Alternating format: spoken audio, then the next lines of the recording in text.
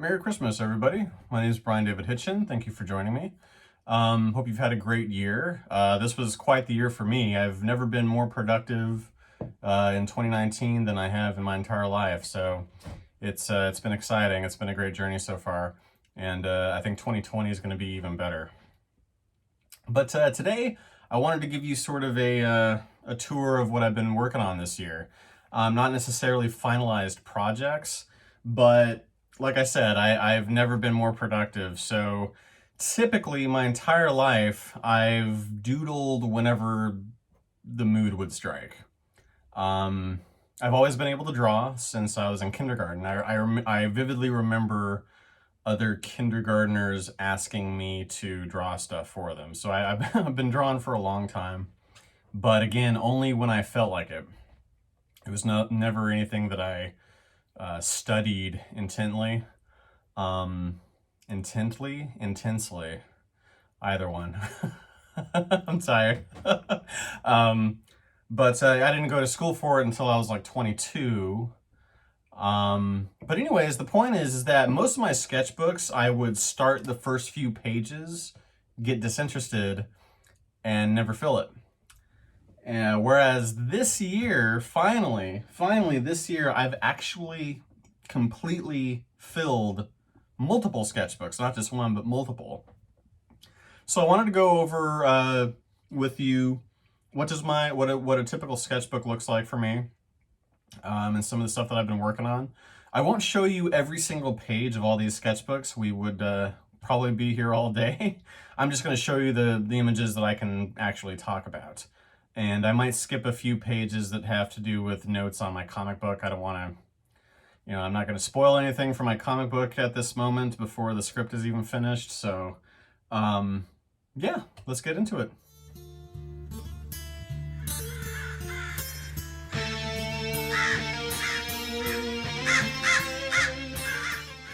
So let's see here. This will be the first one that I completed this year.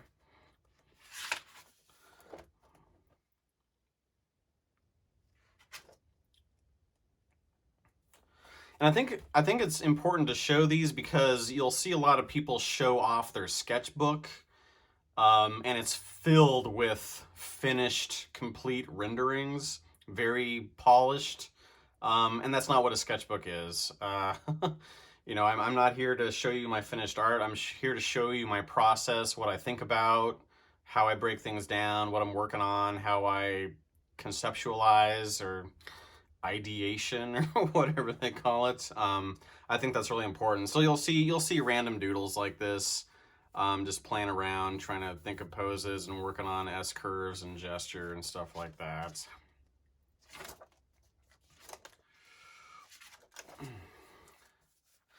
I really like this a lot. I had watched a video from Proco. It's a great drawing channel. And I saw one where this guy was talking to you about just letting your hand do what it wants to do, not thinking about it, kind of shutting off your brain and just letting things happen without trying to technically draw anything specifically. And this is what came out of my head. Kind of looks cool. But what's interesting about this, this has actually helped me to become a better artist, to just let my hand go. And it's kind of a good warm-up, but it's also good to kind of free your brain into getting into a mode where you shouldn't be thinking too much about what you're doing. It needs to be natural. It needs to be second nature, instinct-based. And it comes into play in this sketchbook here. Something happened that kind of was a big breakthrough for me. So I'm really glad I started doing stuff like this. Here I'm just playing with skull proportions and just kind of, trying out different sorts.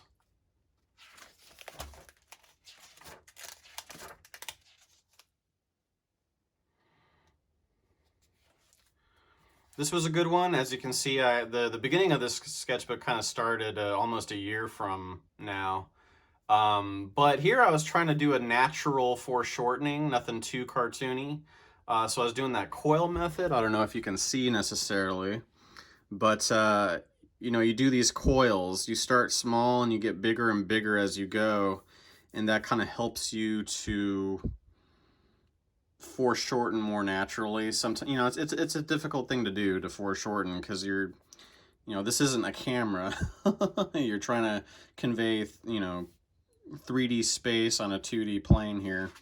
But I thought it turned out okay. The hand is, I'm pretty happy with the hand.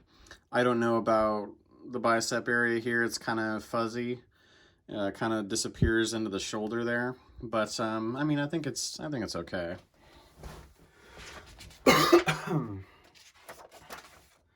And you will occasionally see things like this in my sketchbooks where I'm basically just doing something for Instagram. It's something I'm getting out of the habit of doing. I tend to create these pieces just for Instagram posts, and it's actually been hindering me a little bit. I tried to do a post like every day, and my art was suffering for it because I was trying to do these every single day, and it was just not happening.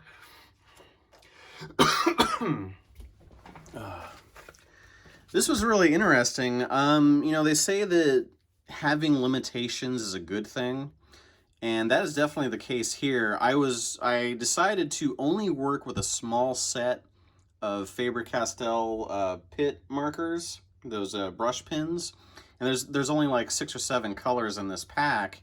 I'm like, okay, I'm gonna color my characters only with this pack, and it was very interesting. I mean, I would have never in my life have chosen green and purple. I tend to be very subdued in my coloring. I don't do it a lot. It's something I'm working on. But everything tends to be like blue and gray, like every sci-fi out there. But yeah, I was very pleased with the color schemes here that I was coming up with, because like I said, I would have never, this would have been gray. You know, gray metal, blue face, done. So I'm pretty pleased with that.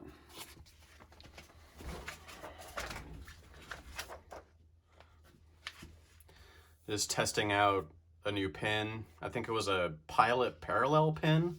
It's pretty fun. I don't know if I would do serious art with it, but it's a pretty cool pen.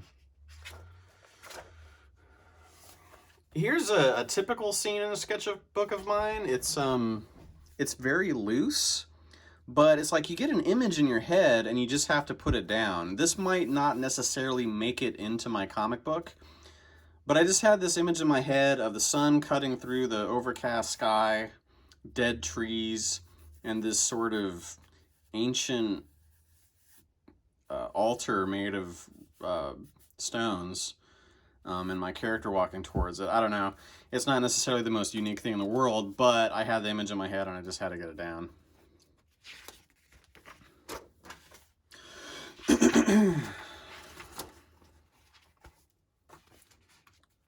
Here's one that I'm not a fan of, because it's very, very obvious that I used photo reference here, and photo reference is great.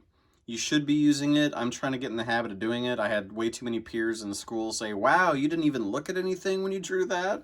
Like, oh yeah, this is totally out of my head. And that's not a good thing. Your drawings will suffer if you never use reference. But this doesn't really look like one of my drawings, right? I mean, I did make up the skull mask on my own, but you can clearly tell that this drawing of this woman is way too realistic. I don't have that realistic of a style, so I needed to take more creative liberties with my reference. It's fine. It's just that, I don't know, for me, this kind of looks like a photocopy, and it's not really something that I am proud of. Some Earthworm Jim fan art. So there's a lot of this. Like, I'll do a little thumbnail sketch of a larger piece I'm working on. I think the final of this is 11 by 17. The characters have gone through several redesigns, so I didn't quite finish it. And here I'm just playing with different facial structure, going for more simplified shapes, kind of animation style.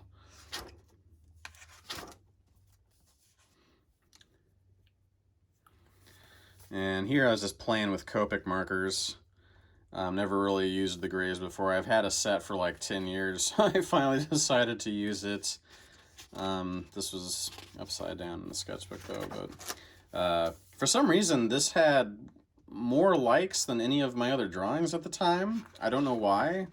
If it was just like time of day, composition of the photo, I have no idea. Interesting, but it's just a couple of my characters here. Trying to figure out, I'm conceptualizing, figuring out, okay, what are the proportions of my character? Where does this stitch? I need a drink. Where does the stitching go? More figuring out the design of my character.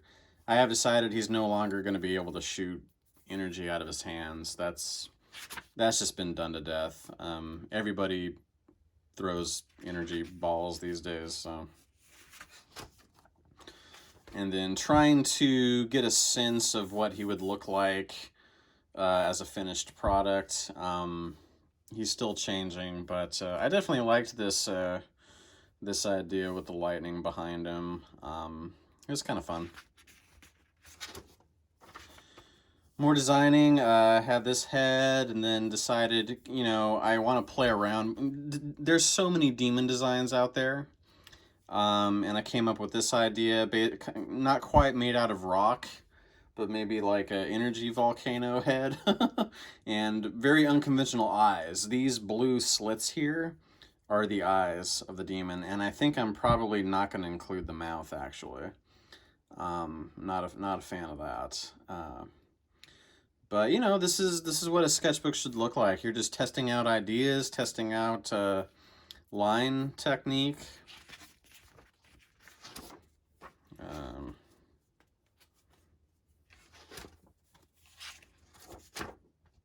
This was fun. I was just drawing I hadn't drawn this character in like 15 years. I think, yeah, 15, 20 years. This was a character I had in high school that I'm probably going to keep, although you can see he's got an eagle on his chest. His name was Desert Eagle, after the Desert Eagle guns that he uses. I don't know if I'm legally even allowed to do that, but I'm going to keep him. But yeah, definitely going to definitely going to change the name. And just some fan art of Bigfoot Bill by Doug Tenaple. That comic book was so fun, so hilarious. I should be getting the Earthworm Jim comic in the mail pretty soon. I'm very excited about that as well. Just another character design. I've had this character in my head for a while, but I needed to nail down the specifics of what part is robotic, what part is flesh. I do like this arm idea here. I think I'm going to have this arm maybe extend out a little bit more down to the elbow, possibly. I think down to the shoulder is a little too off balance. But you can kind of see that in my head, I did know that it was unbalanced because I have more ribcage showing over here. So it's like this is offsetting the weight on this side. At least in my head, I think that's why that happened. But yeah, nothing super polished. Just getting an idea for the face, the hair, how the wings are, and all that jazz. Here's a great sketchbook drawing. I have that spaceman character who's very top-heavy. He's got kind of like a boxy, heavy armor on top with his normal frame showing for the rest of it. So I was really trying to figure out, okay, how does he fit inside of this? Where do the shoulders come out of? So in blue, I did his actual frame, and then in regular graphite, I did where the box is to kind of understand, okay, his arms are going to be out here. This is how that's going to fit. He's definitely changed a lot since then because I realized, I'm glad I did this because I realized, this is way too high up here. So I'm going to have to definitely change that. But I'm pretty happy with the current design, which I might show later. But figuring out what my character's face looks like. And this is what I was kind of going for with that character because I really liked this shape. And I liked that this was all one piece, kind of like a large orange metal backpack that's kind of built into his suit here. I've realized since I'm going a little less, I want an animation kind of a style, but not so much so that it's this simple. I think I'm gonna use this for maybe a mech or a robot later on. It won't necessarily be for this guy.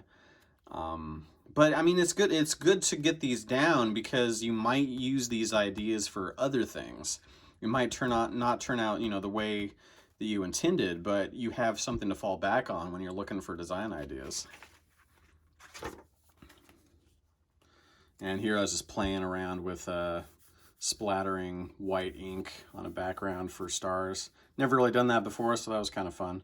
Just took a toothbrush and flicked it around. It's a sketchbook, so I'm going to show you all the bad ones, all the bad drawings. These hands and these arms are terrible. But again, I had an idea. I had a visual in my head and had to get it down, this sort of Dracula type thing with the smoke everywhere. Again, not a fan of this drawing. I definitely want her suit to have like teeth on it, but I'm still figuring out how to go about it. I don't know if I'm going to have this midriff cut out. It's kind of weird. Looks like it's starting to look like a face. You got two eyes here and a mouth. Yeah, I don't know. I'm not happy with it. So here's sort of a finalized design for that demon that you saw earlier. Like I said, I'm really trying to not do what's typical. I'm not going to have a giant red humanoid with horns on the top of the head, yellow eyes, red skin. How many times have you seen that?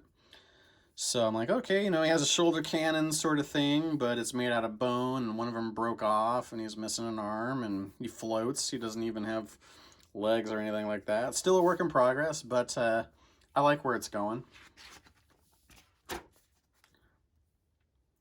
Again, with images that pop in my head, I have the hero being thrown into this gaping maw of a monster by its tentacle. The tentacle has an eye. There's an eye in the mouth of this monster. I don't know how that works, but it popped in my head. I had to, again, this might be an idea for something else down the line. Again, might not be in my comic, but you really do have to flesh these out, see where they go.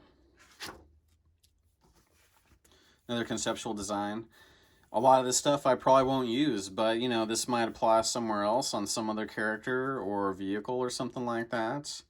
Yeah, it's an okay design. This is kind of a little generic for my taste. And this space character I've been calling him the Cosmic Crusader for the longest time, only because it's CC. It's like Peter Parker, it's like phonetically goes together. And I came up with that name like 20 years ago. But then I thought, well, what is a crusader? Well, it's someone on a holy crusade. So I thought, oh, what if I make my spaceman like an actual like Christian crusader? That'd be kind of cool. I gave him a sword and a long flowing cape and robes. And I don't know how this would fit into my story necessarily, but I still thought it was a cool idea that I can borrow from later. Here's a good one. So often what happens and how I've learned to kind of teach myself to get better, I'll do a drawing and I am not feeling it. This drawing is terrible. The proportions are really, really weird. So what I do when I have really bad drawings like this, I'll usually try to redo them immediately. And that is much, much better. Granted, it's kind of a finished piece almost, but you can just really tell the difference here. Much more normal face, normal proportions, much more thought out. But yeah, this is kind of what I've done. I'll even usually take an old drawing that I've grown to really hate and I'll retrace it and try to improve upon it. And that's definitely helped me over the years. This is definitely inching towards finished piece. Probably the only one that you'll see in these sketchbooks.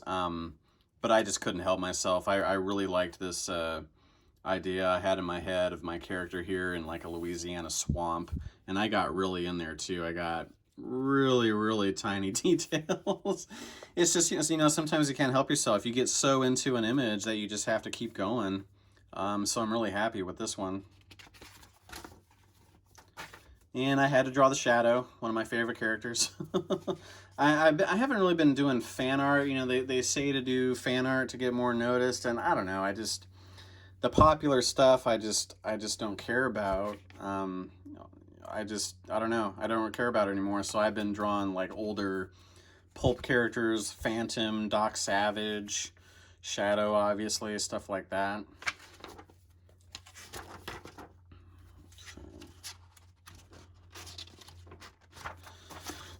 So that's about everything interesting in that book. Let's go on to the next one here. Let's see here. This one's kind of boring as well because I was just doing like really rough sketches and then trying to practice my shading and testing the graphite quality of my pens and testing, you know, all kinds of stuff like that. So this one's not too interesting, but it is complete, and I was doing little doodles, playing around with character design. I definitely like this outfit better than the other one you saw earlier. Much better. And again, with, you know, having a limited set of colors to work with, that's why, you know, so many of the older characters from 75, 80 years ago, they're so iconic. And part of that is because when they were printed, printing was so limited with the colors you could use. So you got really bold, simple colors. So yeah, otherwise I never would have used green or purple. But it's like I'm trying to distinguish different parts with very different colors.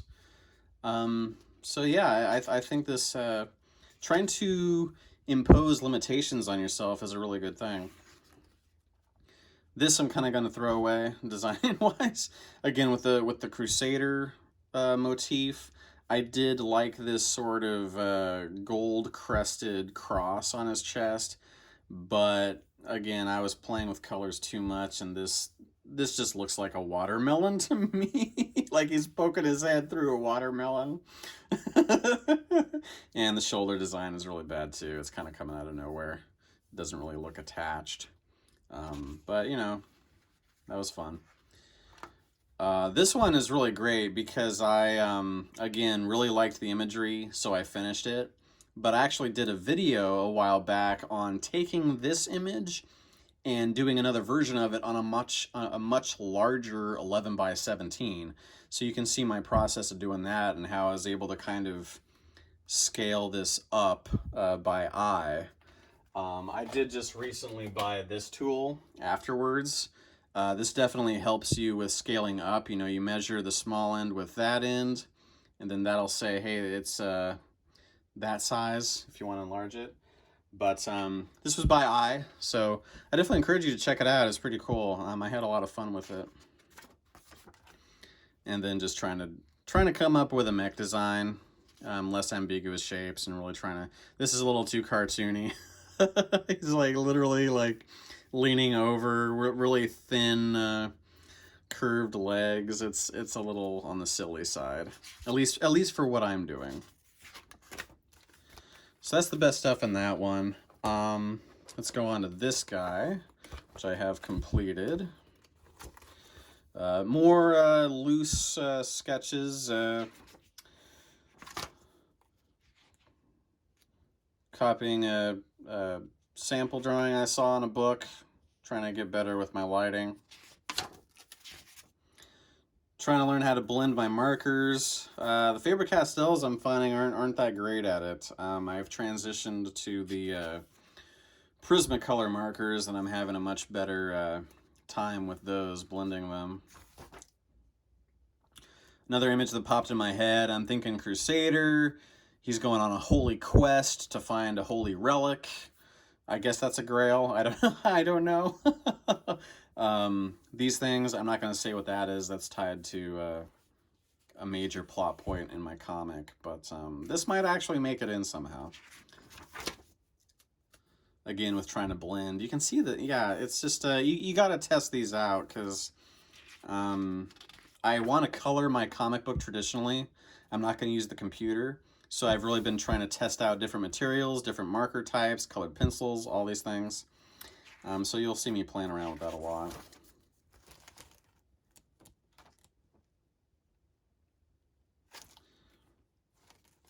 I thought to myself, I'm getting closer. I'm getting a little bit closer with how this character is. But as you'll see from the final product later on, I wasn't. But I loved this hand. It's like I actually used a box to kind of form this around the sword. I'm really happy with how that turned out. I'm still getting used to hands holding objects. Very tricky.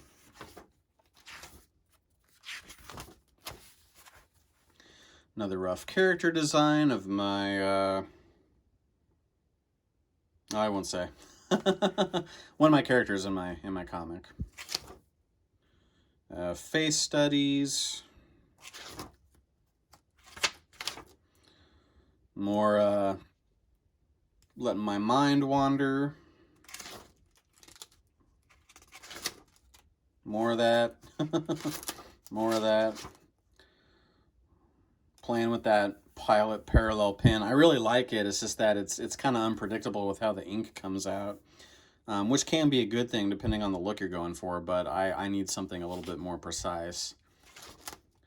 Rocketeer. Attempted some marker there, kind of bad.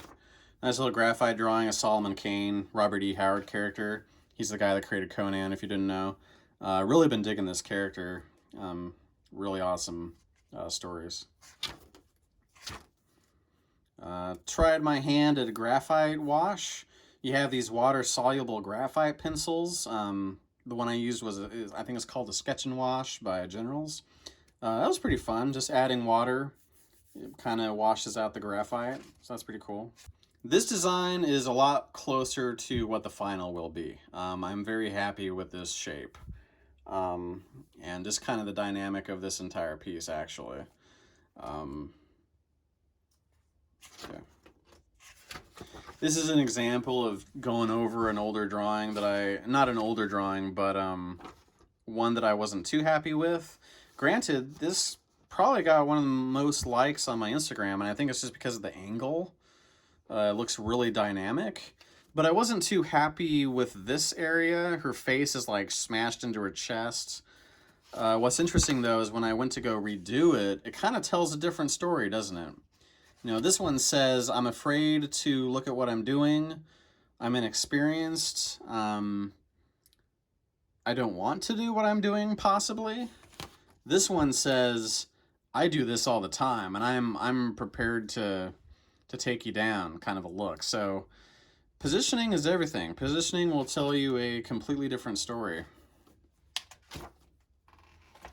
Just trying to get a sense of how the design actually works on my character's back here. It's like a backpack that turns into a Gatling gun-esque style laser cannon type thing.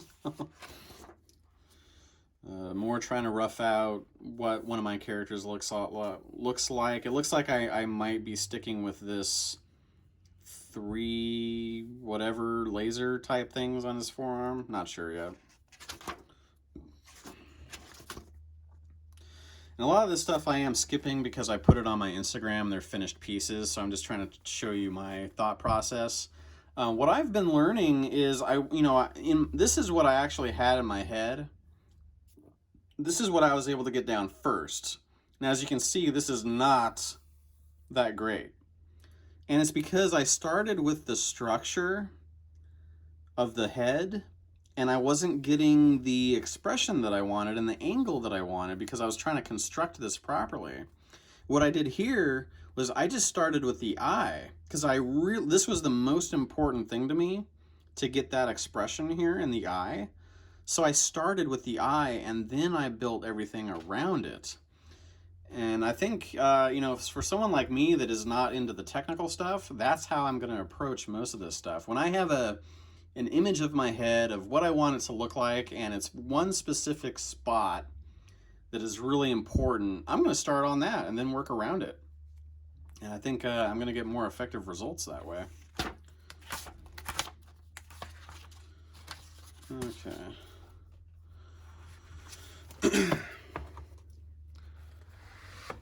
So we're definitely going to be here forever if I keep going. So I'm just going to kind of flip through this. You got mech designs, character designs, rough sketches, you know, stuff like this you probably don't care about. Trying to come up with new robots. But there's one thing I really, really wanted to show you that was a total breakthrough for me. Let's see, where is it at here? Playing with styles, cartoon style. Here we go. So I was doing this kind of stuff for maybe 10-15 minutes, really relaxing myself, not thinking about anything.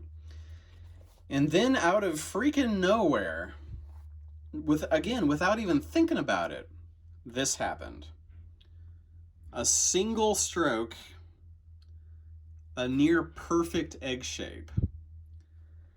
And so, I mean, if that doesn't say to you how important this is, I don't know what does. This is something that I'm going to be doing every morning now to loosen up, to get my brain working, to get my instincts back in the morning.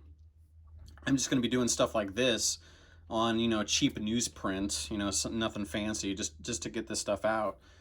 Because then your lizard brain, your unconscious mind, will be able to do stuff like this. So that's probably the most important breakthrough I've had in a very long time. Trying to work on cities. I'm really bad at cities and backgrounds, so I'm trying to work on that. Or figure drawing. Again, more of that kind of stuff.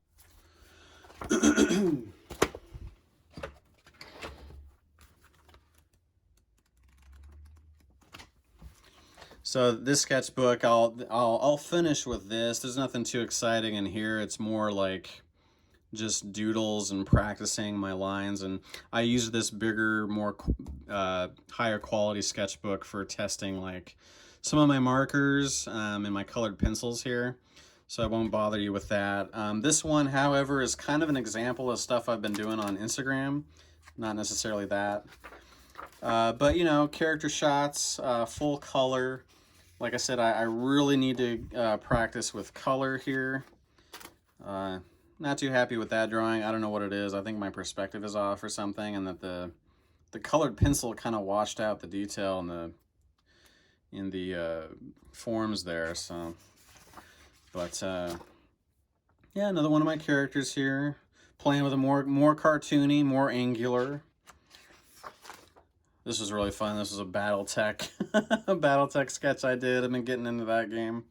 It's an Atlas, so that's pretty fun. But this was honestly an excuse to see what my comic would look like if I have, you know, inked and markered characters and then marker laydowns with colored pencil on top for the background. So this is kind of what my comic is going to look like, honestly.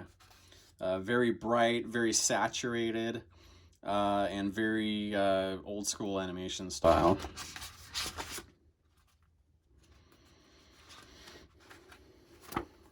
Quasi-finished piece. I'm doing another version of this much larger, and while actually using reference, because the skeletons here are kind of bad. So I'm trying to get used to photo reference better. I'm actually going to have a complete background too, with like a castle and trees and all that stuff. Trying to get a feel for what my character looks like. Doing like a Tom Selleck / Sam Elliott type of a look. More doodling. Demon.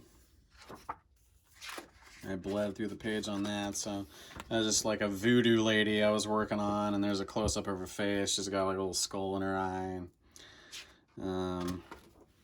Roughing out that other piece I'm going to redo. John Carter of Mars, Deja Thoris, pretty fun. This is what I've been drawing. You know, when I do fan art, this is the kind of stuff I'm going to do. Other than that, I might do fan art of like other indie creator stuff that I really enjoy, you know, like the Bigfoot Bill, stuff like that. And I wasn't too happy with that, so I redid it there. Even though in hindsight, that positioning of her is better. But that's how it goes. And tried to seriously render here. I like this, but it might be too cartoony. A little too cartoony, even though it's rendered realistically. This might be pushing it a little bit too much for me. So, you know, I was really trying to work with it. This is looking a little too J. Scott Campbell for me. This is a little bit closer to what I want, but yeah, I'm still figuring it out. And then there's another graphite wash. But yeah.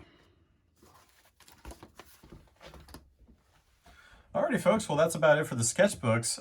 Real quick, I wanted to let you know what I'm going to be doing for my next video. I don't really talk about materials too much because I don't think they matter, but I thought this would be really interesting. On eBay, I won a bid on a full, complete, unsharpened set of Prismacolor pencils from 1936. So this is a piece of American art history here. This is pretty cool. But what I wanted to do though, I got an extra, a black one, also from the 30s. This is a little bit later. You can see the design on the side here has changed. But they're from Eagle Pencil Company, which doesn't exist anymore. But I was reading some illustration books by Andrew Loomis from the 40s. Prolific American illustrator. You've probably heard of the Loomis method for drawing ahead. But he mentioned in there how he would draw with a 935 Prismacolor black colored pencil. And I thought that was interesting that he would use a colored pencil for sketching as opposed to any of the number of graphite options out there. So I thought, you know what, not only will I compare this to today's Prismacolor, but I'm really curious what kind of benefit this would have over using a usual graphite pencil for drawing. So this ought to be really interesting. So this one I'm gonna use and sharpen since I already have another 935 black in there. This I'm never gonna use this. It's just kind of a, I mean, it smells like history, so so I'm gonna keep this. I'm gonna keep this as is. I can't believe how good condition this cardboard box is in. It's amazing. But yeah, I'm not gonna use those, so I will sharpen this and use this. Really curious how it works out. I've heard that they're a little harder than the current Prismacolors, which are wax-based and very soft. You can wear them down very easily. But yeah, that'll be my next video. So stick around if you want to see more from me. You know, I'm going to be showing more and more of my art. I want to try to be uploading on a weekly basis. So for 2020, you're going to be seeing more content from me on this stuff. And I want to be a little bit more positive too. What I learned in 2019 is that if you say something sucks in the title, that's the video that everybody watches, right? And I'm happy with that video, and I'm glad people liked it, but I did that review of the Us movie by Jordan Peele. Most of my videos get between 5 to 20 views. That video has over 2,000 views and 100 likes and only like 10 or 11 dislikes. So I'm glad people liked it, and I stand by everything I said in that video. I'm going to do my best to balance videos that have criticism like that with videos of stuff that I like. I think we need a little bit more of that. There is a lot of garbage out there, and but I think it's good to also talk about, and maybe even more so, talk about the stuff that you do like, the stuff that does work. I think that's also very helpful. It's really easy to tear something down, right? It's really, really easy to criticize and to deconstruct. But anyways, thank you so much for watching. Have a Merry Christmas. I hope you had a good 2019. And here's to an even better, even bigger year next year in 2020. So I'll see you next year. God bless. Have a good one. Bye.